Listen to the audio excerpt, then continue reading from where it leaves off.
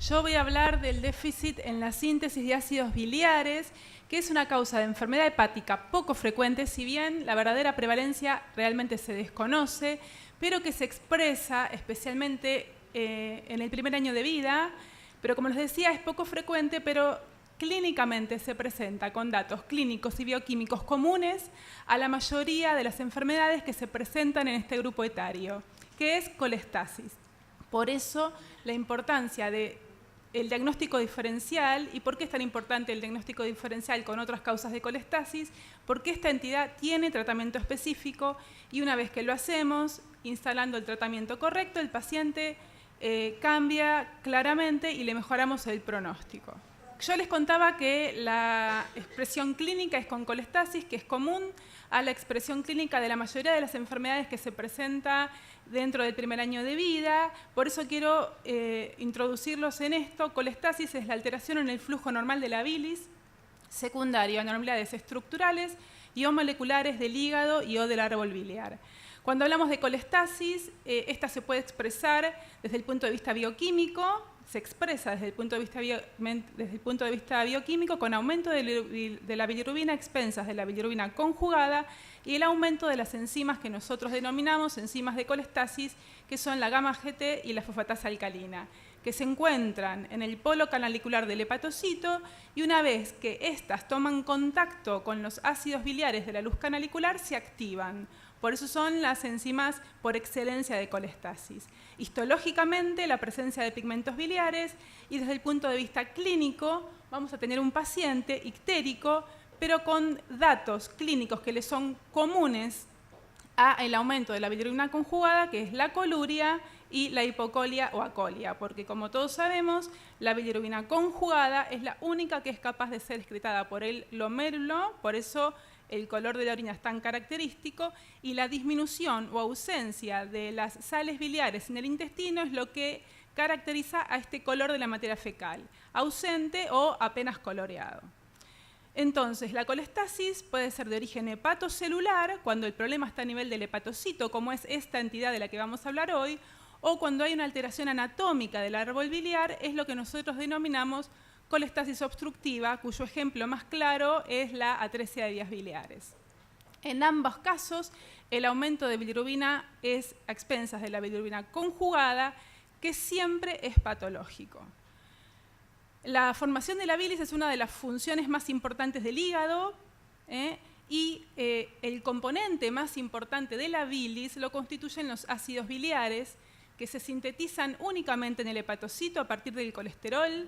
Es el soluto más importante de la bilis y tiene un rol fundamental especialmente en la generación del flujo biliar y, una vez presente en la luz intestinal, en la digestión de lípidos, en la absorción de nutrientes, vitaminas liposolubles y eliminación de sustancias tóxicas. Entrando de lleno en lo que es el defecto en la síntesis de ácidos biliares, como yo les comentaba antes, es causa de colestasis del primer trimestre. Es una enfermedad con herencia autosómica recesiva y, como les comentaba, es poco frecuente. Si bien todavía no conocemos la verdadera prevalencia, se considera que está entre 1 al 2% de las causas de colestasis. Clínicamente se expresa de manera similar a otras entidades y es consecuencia de un defecto en la expresión de genes que codifican enzimas que participan en la síntesis de ácidos biliares. Los ácidos biliares primarios, como el cólico y el queno-desoxicólico. ¿Y cuál es el problema a consecuencia de este defecto en la expresión de estas enzimas? Por un lado tenemos un problema por ausencia, es decir, al no tener ácidos biliares maduros en la luz intestinal, estos no cumplen con la función de digestión de lípidos y vitaminas y favorecer la absorción de vitaminas liposolubles. Entonces tenemos esteatorrea y déficit de vitaminas liposolubles, y por otro lado tenemos el defecto consecuencia de la acumulación de estos metabolitos, que son metabolitos intermedios, justamente porque se acumulan por encima de la enzima defectuosa. Entonces estos ácidos biliares inmaduros se acumulan en el hepatocito porque no son capaces de ser excretados por los transportadores de ácidos biliares y generan daño hepatocelular. los ácidos biliares son tóxicos, inclusive los maduros, mucho más los inmaduros, por eso el hígado tiene una estructura molecular especial para sacárselos de encima. Y en este caso, al no ser excretados al polo canalicular del hepatocito, se acumulan en la célula y generan daño, especialmente por el efecto detergente. Entonces, como vemos acá, la vía común sería colesterol hacia los ácidos biliares maduros por diferentes pasos enzimáticos. En este caso, tenemos ausencia de ácidos biliares maduros por el defecto en la síntesis de estas enzimas. Y como vemos, normalmente, a la derecha de la diapositiva, ¿qué pasa? ¿Qué sensa el hepatocito? Que no hay ácidos biliares maduros, entonces voy a poner en marcha todos los mecanismos necesarios para aumentar la síntesis de los mismos. Y esto se sensa a nivel de un receptor nuclear, que es el farnesoid X receptor, que lo que hace es activar la transcripción de las enzimas que van a participar en la síntesis de ácidos biliares a partir del colesterol. Entonces, acumulo más metabolitos intermedios, mayor daño hepatocelular y menor absorción de grasas con mayor expresión clínica, que especialmente tiene que ver con déficits nutricionales y esteatorrea. Entonces, estos pacientes tienen tratamiento específico que es la terapia de reemplazo con los mismos ácidos biliares que soy incapaz de sintetizar, especialmente el ácido cólico.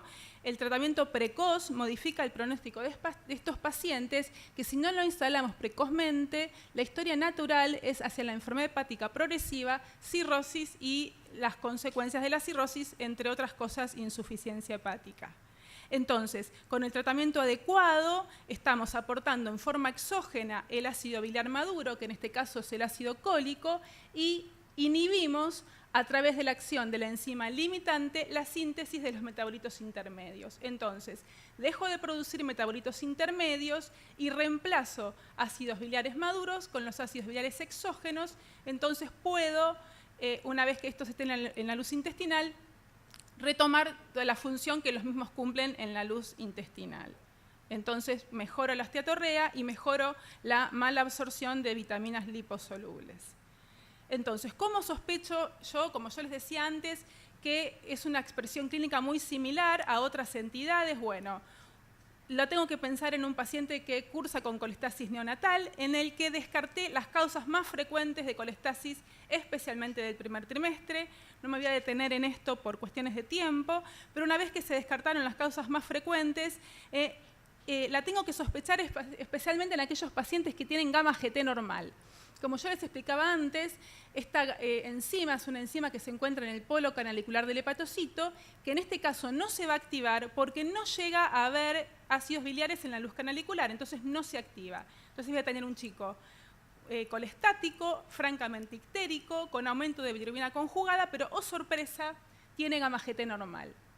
Ausencia de prurito, los ácidos biliares maduros son mucho más pruritogénicos que los ácidos biliares inmaduros, por eso estos chicos se caracterizan por no tener prurito también, es un dato clínico que nos orienta, y si pudiéramos evaluar la presencia de ácidos biliares maduros, veríamos que no están presentes en el suero, ¿sí? Entonces estos son datos clínicos que después de descartadas las causas más frecuentes nos orientan al diagnóstico. Y el diagnóstico se establece evaluando la presencia de los metabolitos intermedios en la espectrometría de masa en orina. Normalmente en la orina aparece un altísimo porcentaje de ácidos biliares maduros en los pacientes colestáticos, por supuesto, con un pequeñísimo porcentaje de ácidos biliares inmaduros. En este caso, los pacientes evaluando el perfil espectrométrico tienen un altísimo porcentaje de ácidos biliares inmaduros que orientan al diagnóstico. Inclusive, el informe se realiza dando un índice de sospecha de acuerdo al defecto enzimático, porque de acuerdo al defecto enzimático va a haber un perfil espectrométrico característico del metabolito que se acumula. Este es el defecto enzimático más frecuente, que es la deficiencia de 3-beta-hidroxi C27 óxido reductasa, que se caracteriza por colestasis en el primer trimestre, pero también hay casos descriptos a edades más tardías, inclusive puede aparecer como cirrosis idiopática o colestasis en el adulto, y muchas veces cuando uno interroga, a veces hay algún antecedente de colestasis que se resolvió espontáneamente en el periodo neonatal. El curso clínico es heterogéneo y seguramente tiene que ver con las características de la mutación, si la mutación va a generar un defecto enzimático total o un déficit parcial de la actividad enzimática. Y acá vamos a tener o manifestaciones tempranas graves o manifestaciones más tardías. Como les comentaba, la gamma GT es normal, con aumento de transaminasas, ausencia de prurito, hepatomegalia y síndrome de mala absorción. Histológicamente vamos a ver también una característica común a la agresión del hígado en los primeros meses de vida, que es colestasis con transformación gigantocelular. El diagnóstico, como dije antes, es la espectrometría de masa en orina y tener en cuenta que estos pacientes, si no se tratan, van a avanzar a fibrosis y cirrosis con mal pronóstico. Por eso el diagnóstico y tratamiento precoz modifican claramente el pronóstico de estos pacientes. El tratamiento con ácido cólico resuelve las alteraciones bioquímicas e histológicas si lo hacemos precozmente, y en pacientes con enfermedad avanzada podría detener la progresión de la enfermedad. Este es el segundo defecto enzimático más frecuente, que es el de la 5-beta reductasa, que a diferencia del anterior puede cursar con gamma GT normal o aumentada.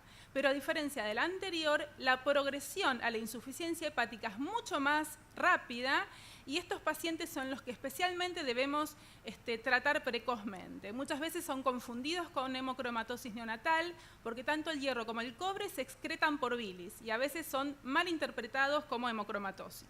Y claramente, más que nunca, en estos casos el pronóstico cambia si los diagnosticamos precozmente. Esta es la única que no tiene respuesta al ácido cólico, porque si ustedes se fijan, justamente el defecto es en la enzima limitante. Entonces, por más que yo ponga ácido cólico, no hay enzima sobre la que hacer feedback negativo para que no se sinteticen los metabolitos intermedios.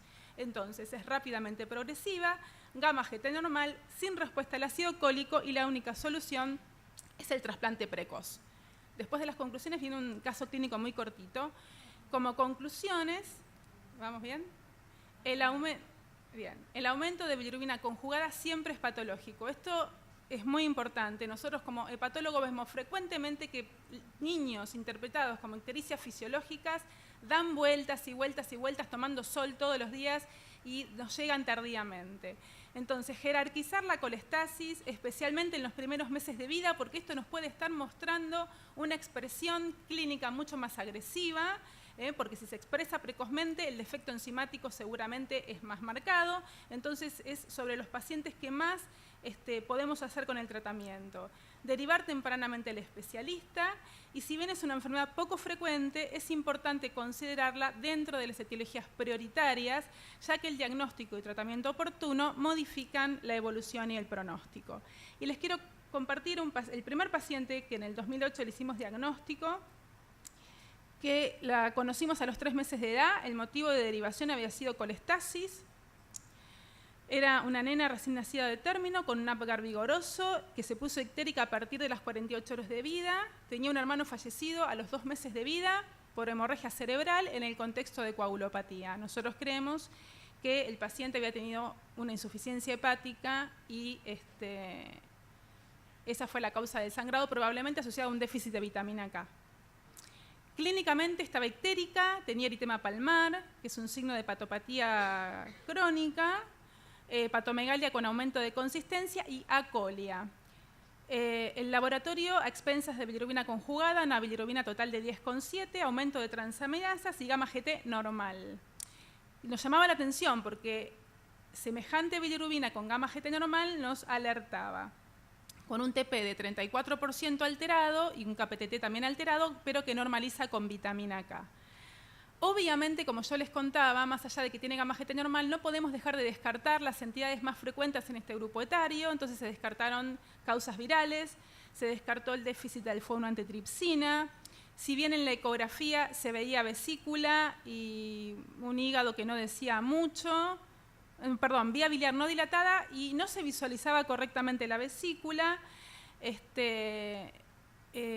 Seguimos haciendo estudios, test del sudor normal, valoración cardiológica normal, oftalmológica normal, placa de columna normal, y obviamente en un paciente acólico con bilirrubina a expensas de bilirrubina conjugada, por más gamma GT normal que tiene, se impone descartar la atresia de vías biliares, que se descartó con una colangiografía intraoperatoria, que fue absolutamente normal.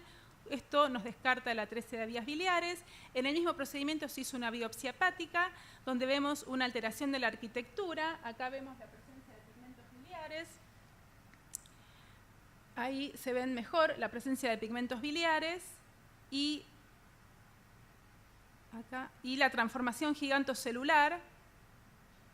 Acá vemos fibrosis. Fíjense el tracto fibroso importante que tenía este paciente. Ahí se ve, está marcada la célula gigante, que es una forma de reacción común de los neonatos a la agresión hepática. Entonces, la biopsia, patrón morfológico de hepatitis neonatal colestásica, que yo les comentaba antes, que también se ven estos pacientes. Entonces, estábamos frente a un paciente con colestasis, con gamma GT normal, en el que habíamos descartado las otras causas más frecuentes de colestasis. Entonces, le pedimos la espectrometría de masa en orina y vemos un aumento de un ácido biliar intermedio que se correlacionaba con el defecto más frecuente, que es el de la 3-beta-hidroxi delta 5-C27 esteroide óxido reductasa. Este es el perfil espectrométrico patológico. Mandamos la muestra a Cincinnati. En ese momento era necesario corroborarlo. Y ellos confirman nuestra sospecha y también abogan el diagnóstico de que la enzima, la 3-beta óxido reductasa es la que estaba en juego. Y empezamos con ácido cólico, 15 miligramos kilo día. La paciente evolucionó espectacularmente con hepatogramas normales y con orinas que fuimos haciendo espectrometría para controlar la respuesta al tratamiento. Y este es el perfil normal. Y acá ellos nos dicen que ven bajos niveles de metabolito intermedio, que la espectrometría de masa confirma la compliance del tratamiento, que se ha generado un down regulation eficaz del metabolito intermedio y que la paciente debe continuar con el tratamiento. Muchas gracias. Eso es todo.